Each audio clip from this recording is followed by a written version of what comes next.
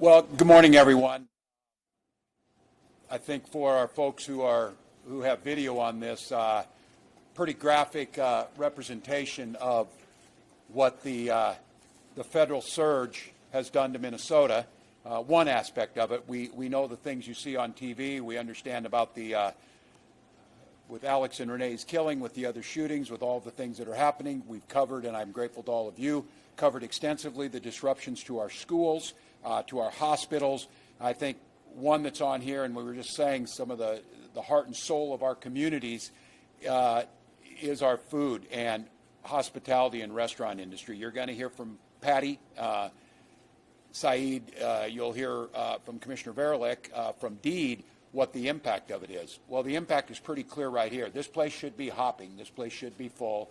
We should have the 4 employees that would be working this kitchen be working here. They're not, which the trickle-down effect of that is, how do they make rent? How do they pay for food? How do they do the things they need to do? And so I think it's been clear over the last nearly 3 months now that we are long past this being anything about immigration. Again, I'm grateful for the great reporting that's been done. Of all the people that have been detained by ICE, 14% fall into that worst of the worst.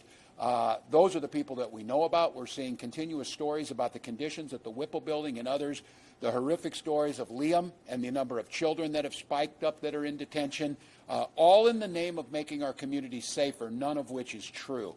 We're here today to highlight the economic impact, and this is going to take some time as it shakes out, and it will be an ongoing, rolling hit that is happening to these businesses.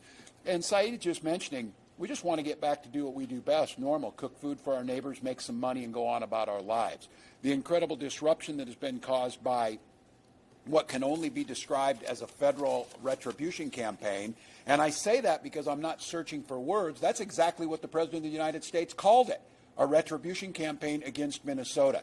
And we've seen it against our neighbors. We've seen the terror in the streets. We've seen the violence in our streets. We're seeing the economic destruction of this. And then we're seeing day in and day out the impact across state government. At the very time we're putting people at risk, we're making it more difficult for people to get health care. We're making it more difficult to have safety in where they take their children for child care. So we're continuing to make the case that, that Minnesota has stood up for their neighbors, that Minnesota has asked that this surge of folks leave. I spoke with Tom Holman yesterday. I spoke with Susie Walz, the President and Chief of Staff, this morning. We're very much in a trust but verify mode, but it's my expectation, and we will hear more from them, I think, in the next day or so, that we are talking days, not weeks and months of this occupation, and it's an expectation that we will continue to get cooperation on joint investigations of the crimes that were committed or potentially committed against Minnesotans, and then a backing off of the unprecedented. What happened when they said this retribution campaign, the very unqualified cabinet secretaries all took that as free rein to come to Minnesota and bring retribution to us. So if you were the Department of Transportation, you did it. If you were the Ag Department, you did it. If you were DHS, you did it. If you're Dr. Oz, you did it. If you're O'Neill, you did it. All of them came to get in the news, and all of them came in all aspects of whether it was holding money, whether it was trying to file charges against people, or things that might not seem like they would be that impactful. Data request.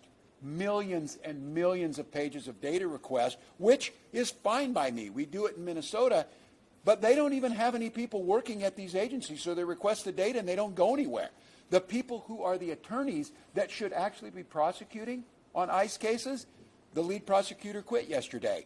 Fraud is a long forgotten thing for everybody except me and people in Minnesota who know we need to prosecute it and do what's right. The federal government lost all their prosecutors. The federal government sent us no one who's an expert in fraud prevention or fraud discovery or fraud prosecution.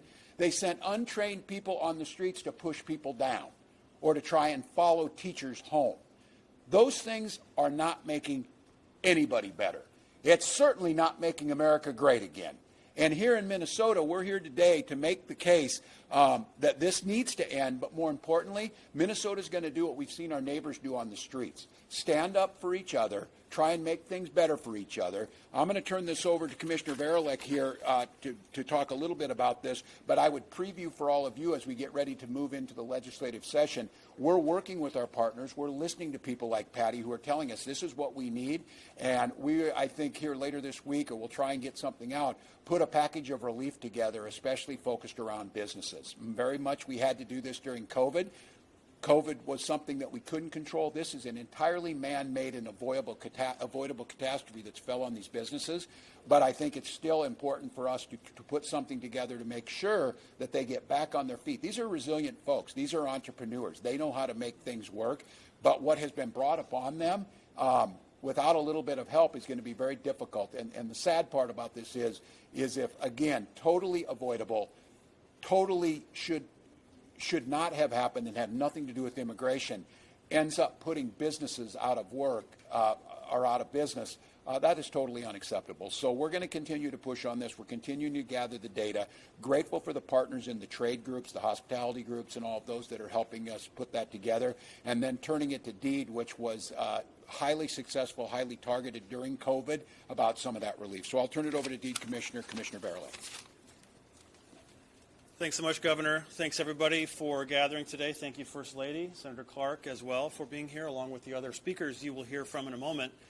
We're here at Malcolm Yards, which is such a happy place normally. It's obviously a beautiful space, and DEED takes special pride in this one because we have worked with Patty and her husband with grant funding over time as well to help develop this so that it can be the wonderful gathering place that it is. I think it's literally that table or that one where we've, Governor, don't tell anybody, but had Commissioner Happy Hour in this location. So I speak from experience in saying how wonderful are the offerings that are here. But we are here on this occasion for a much less happy reason, and that is to, again, highlight the impact of the federal actions and what it's doing to our hospitality industry, to the restaurant industry, but really retail and far beyond that. I've talked before about the fact that it's even having ripple effects on manufacturing and supply chains as well. It was a few weeks ago that we gathered at a restaurant in St. Paul to highlight some of these impacts, and then also the governor had made the declaration of Shop Local for the month of February as part of our Shop Local Stand Together effort. So in the intervening time, we have had lots of other local areas that have announced similar activities. We have had funds popping up to try to help businesses.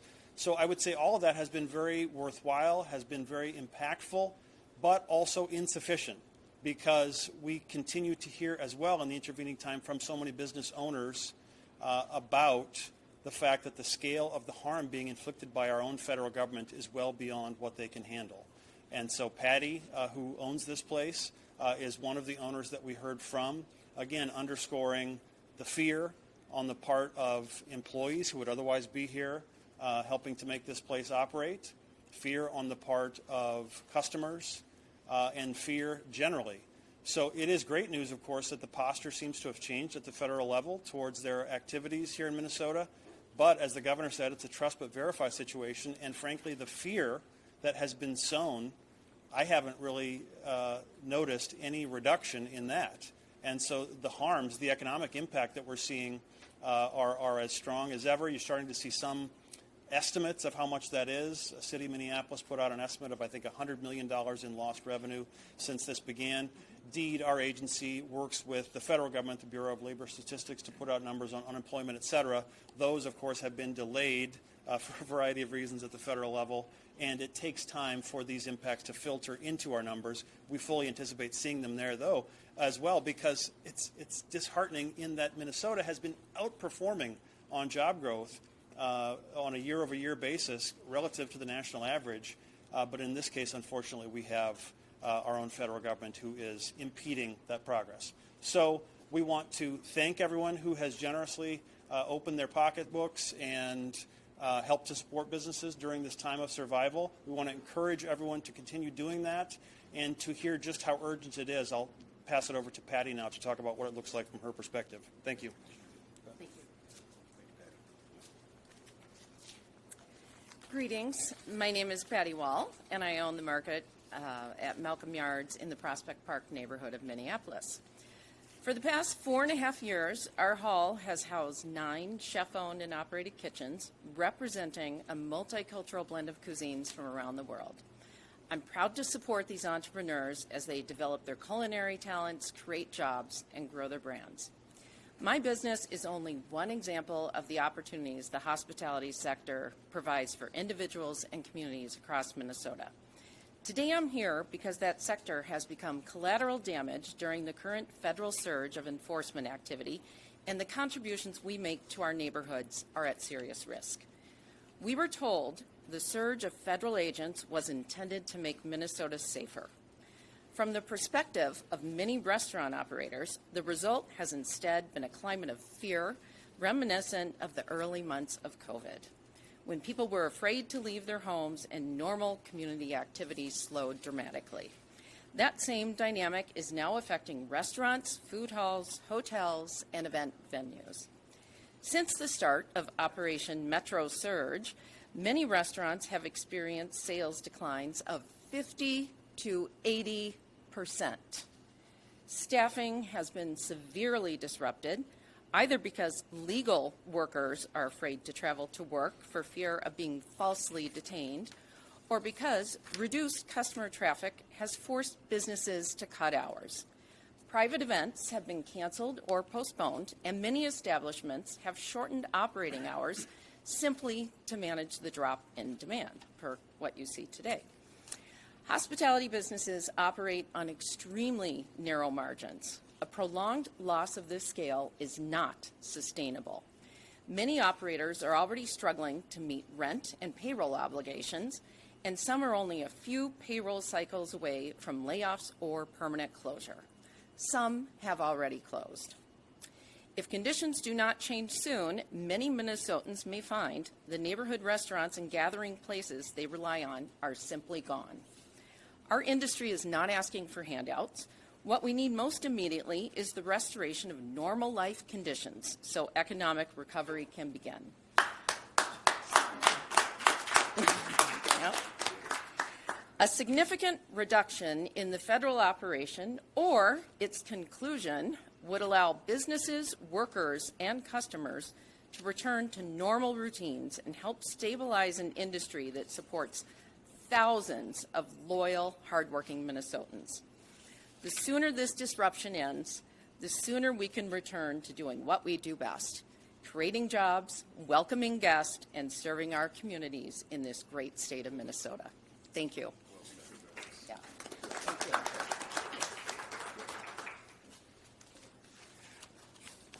This is what happened when you're the last to speak. They mentioned all the points I want to talk about. So, honestly, as a small business owner, I wanted to give you a little bit of information about the restaurant industry. I don't know if you know, but the restaurant industry in Minnesota hosts up to 230,000 employees. We make sales about $24 billion. And our payroll is almost $7 billion. And the independent restaurants in the city is 75% of the total restaurants over here. So independent restaurants are struggling right now. And we are the big portion of the restaurant that exists in Minnesota, right? We are the infrastructure of our neighborhood. We are the livelihood of our neighborhood. And right now, honestly, we are struggling. The unfortunate part, people see us open, but they don't see how are we operating. I have an ask, of course, for the state. An immediate one or the urgent one is cash. We are almost out of cash. A lot of small businesses are out of cash. And to try to go and get grants or loan at this point, it's a long process.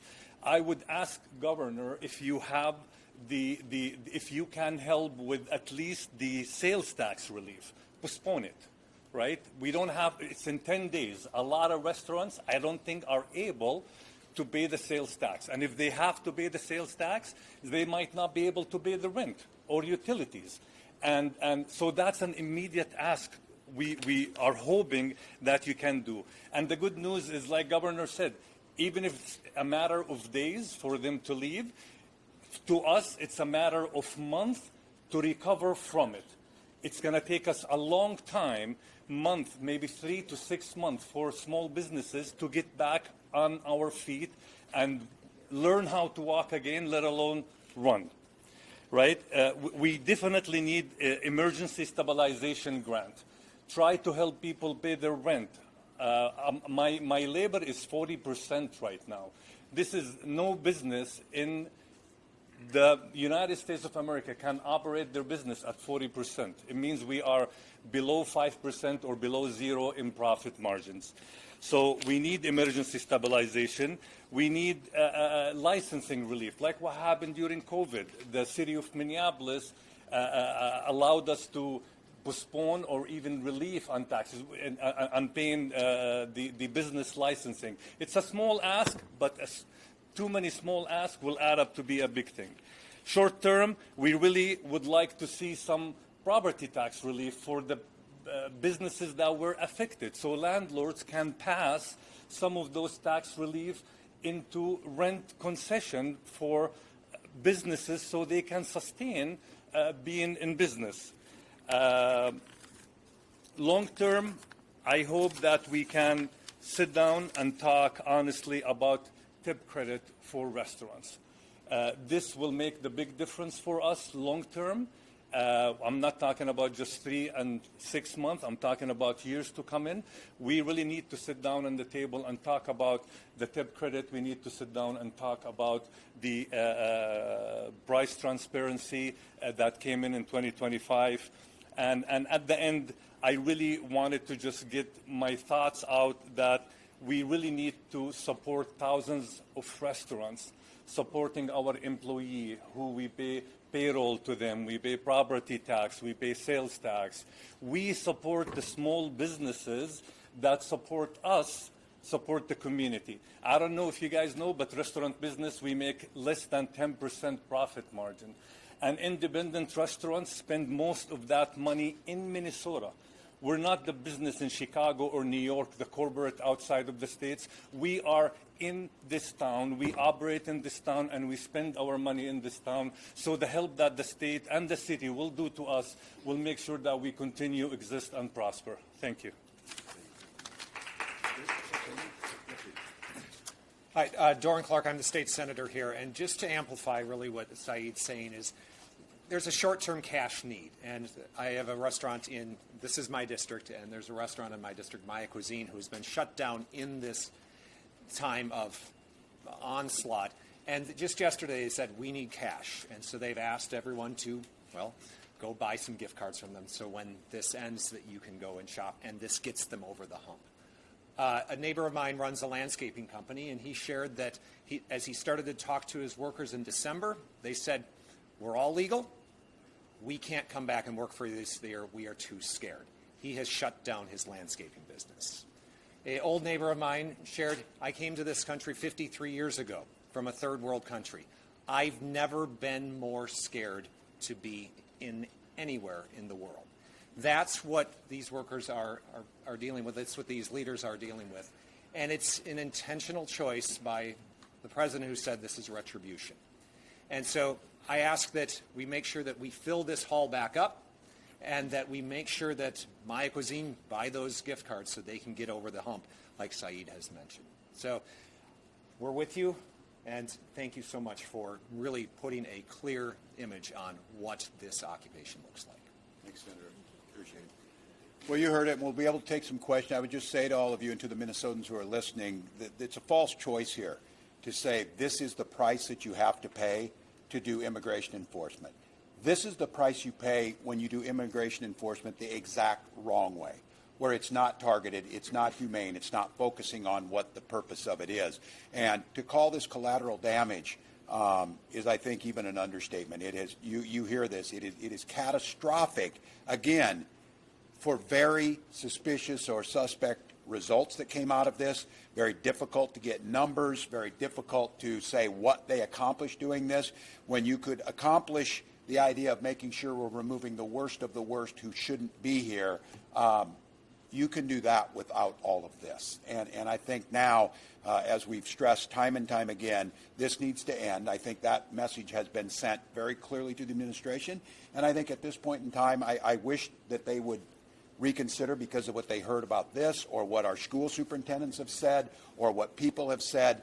But the fact of the matter is I don't necessarily believe that. What I do know is they are cratering in support, that they are incredibly unpopular of what they're doing to people in this moment, and that is changing their posture. And what we need in Minnesota is them to do what we've asked them to do. Get out of here, do these investigations, stop this retribution campaign, but also to make sure we are simultaneously repairing the damage, working together, hearing you loud and clear, seeing what we can do through the state, seeing legislative what we can do, and then what we can do collectively as people, what we've seen on the streets who've gone out there and stood up for their neighbors.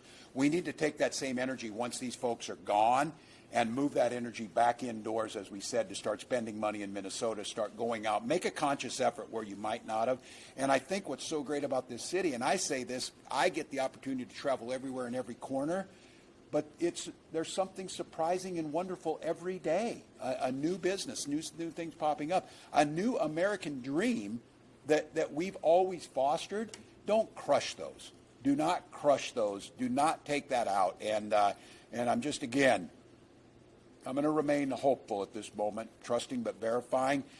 Every indication I have is that this thing is winding up on the front end. But I want to assure all Minnesotans, I want to assure the business owners, we don't see this as the end. Our work just starts now to start to clean some of this up. With that, we'll take some questions.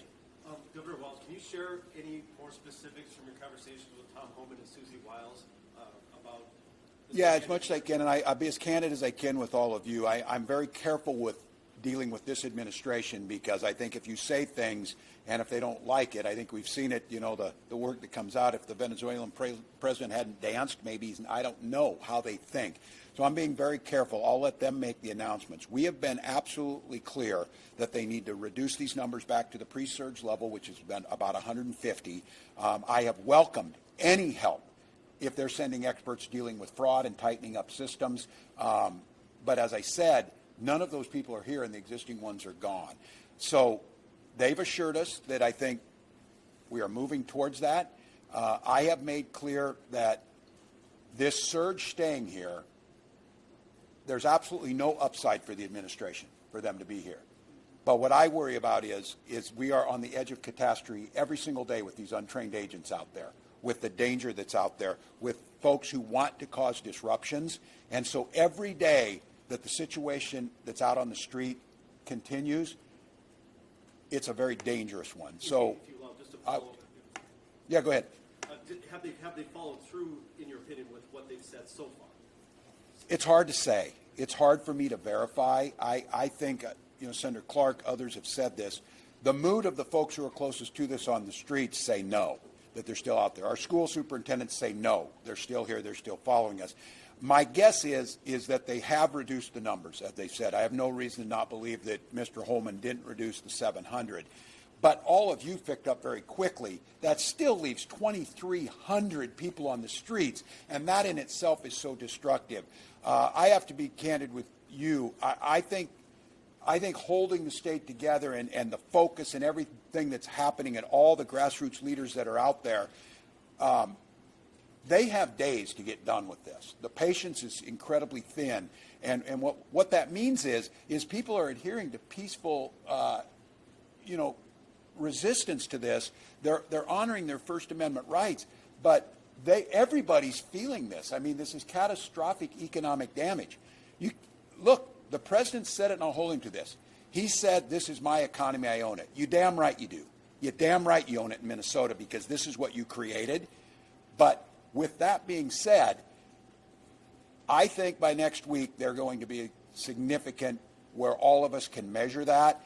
And then again, I hope that we are pivoting correctly on this to the recovery phase that is going to be ongoing. So, could you expound a little bit on, to follow up, you said that you expect within days, not weeks or months. yeah.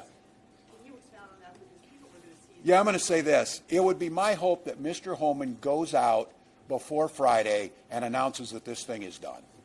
and they're bringing her down, and they're bringing her down in days. That would be my expectation. Now, for all of you, the reason this is so difficult is it is very important for the President of the United States to believe he wins every golf tournament, believes he wins everything. He views this as a zero sum.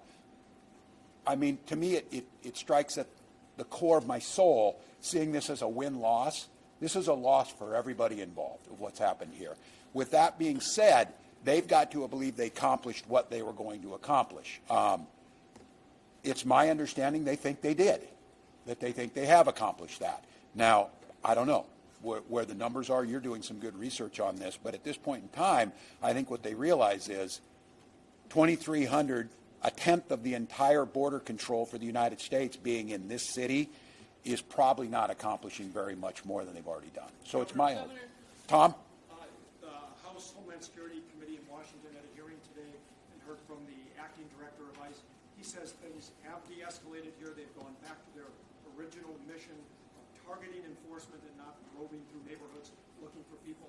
Did he say that in the hearing? Yes. Have you seen evidence of that, or have you not seen a major de-escalation? Yeah, it's a good question. And I started watching this hearing. Because look, we know the people who are there. This is fascinating because they've said they did everything right. They said that we're wrong about this. We made that case that why don't you target? Why don't you do things humanely? Why do you not cause this chaos? I would argue that fits into this, that there is a change happening. Seeing it on the ground is much more difficult for me to say. I get my input, Tom, from school superintendents who say they've still not seen that change. I think one of the big things here is the psychological damage that's been done to people. People are incredibly fearful, so they may not be out there. They may not be right in that neighborhood again, but we've got no proof they're not, and the unknown is almost worse than the known. Just a quick follow-up. Tom Homan told me last week this surge could end within 2 weeks. That was as of Friday. Do you think now it Yes. could actually end sooner? My hope is that he speaks this week and that this thing is done next week. I'm going to go out on a limb and say that's my expert. I've been telling they can't keep kicking this down the road. And I think some of it's operationally here. These folks go in rotations of 30 days. I think they're coming up on a 30-day rotation. And when this group rotates out, instead of having a new group rotate in, that's where they'll end it. Your guess is as good as mine on some of this because the collaboration and coordination. Now, I will say, since Mr. Holman has been here, we talk daily, we being our administration, folks at the Bureau of Prisons, our BCA is talking. There is much more communication happening with the state and locals, and so that leads me to believe that they are probably following through. So I think for Minnesotans, we wanted them out 10 weeks ago. This has gone on way too long. The damage is far too great, but I think we're probably on the verge of that. And, Governor, yeah. you're not the only elected official who's been struggling to get answers from the federal government. Why do you think it's taken so long to get this actual timeline from Tom Homan? And again, you're saying days until they leave. You're saying he could make the announcement soon. Can you just confirm that is what's going to happen? It seems like I think it's hard. Look, you want to know my opinion on this? Depends what the mood the president is at night when they talk to him. If he's in an angry mood, I don't know. We don't talk to him after the Super Bowl halftime show. Wait till the next day, and then we get. It's true that we are getting responses based on emotion, and the problem that we have is no one knows what the chain of command is. This is where Tom Homan, I think, did change things. That there were multiple bosses on the ground, and I made this case that whether I believed Tom Homan or not when he said he was going to do something, my biggest concern was I did not believe those agents on the ground were listening to Tom Homan because they were following a separate chain of command. I think what's changed now is that chain of command has tightened. I think, again, there's one person making the decisions in this, and that's Stephen Miller, and he's telling them what to do. That's coming on down. Once this thing became too politically difficult for them, I think there was a change, and that's what Tom Homan's job was. So, look, if you're asking me, I'm skeptical, but in this case, I'm more hopeful than I've been that they're going to wind this thing down. We're still doing all the state government things. I need them to get out of here fast so that we can pivot and do our work to the cleanup of what's going to happen. So, yeah. Commissioner, I know you said it's going to take a while until you can get the numbers here for the economic impact, but would you just feel comfortable maybe giving some estimates? I know you said Minneapolis said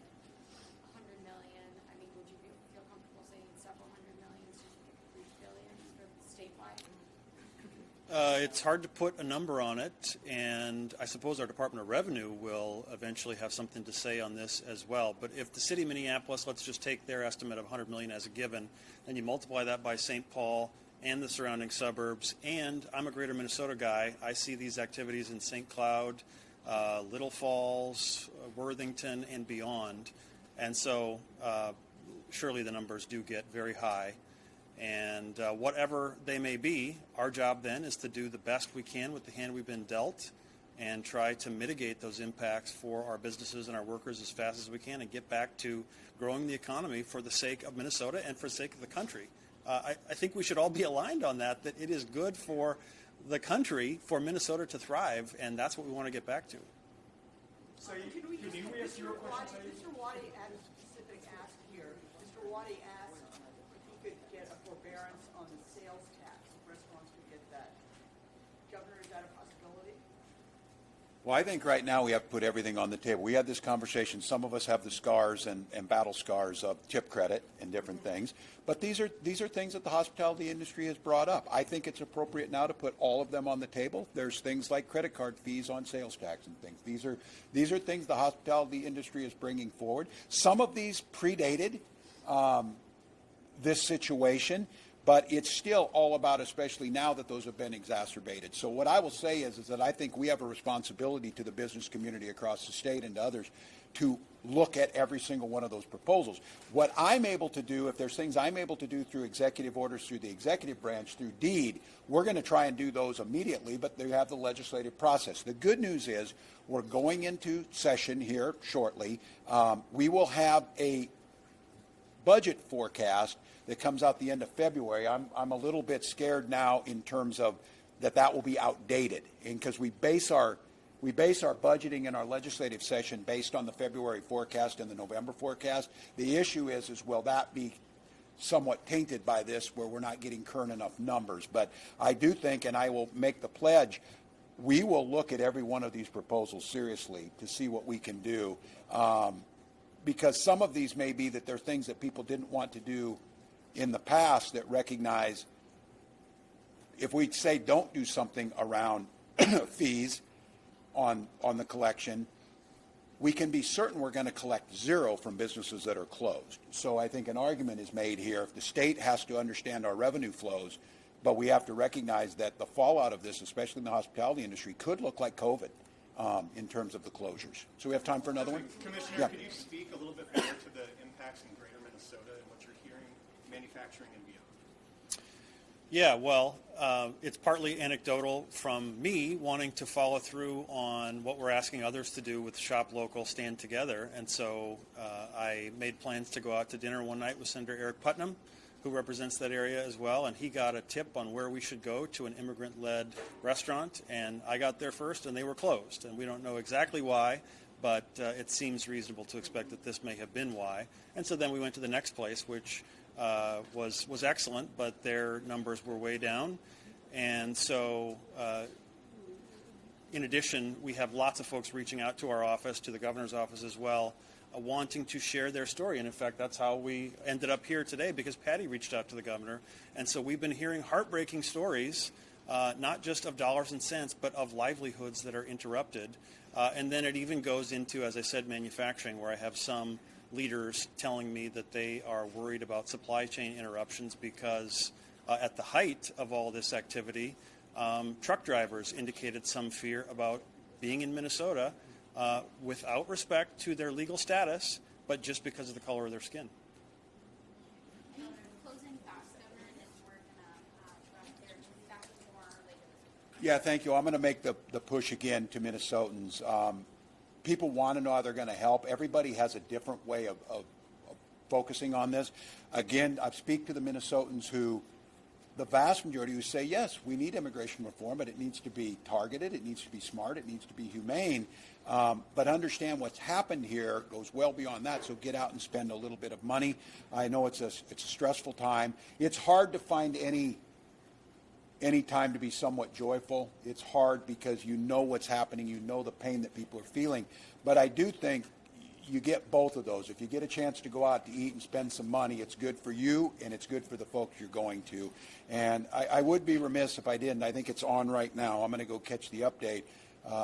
The two Corys from Duluth are competing for gold in curling, and Minnesotans have every reason to be proud. I've never been prouder of this state during what's happened here. I've never been proud. Hockey's at 1? 1:15. All right, so we're trying to keep track of them. So we'll let you all, we'll keep you updated on this. And like I said, I think hopefully, and Claire, you can maybe correct, I think later in the week we're going to try and get something to come back with a package of support. So great. Thank you all. Thanks.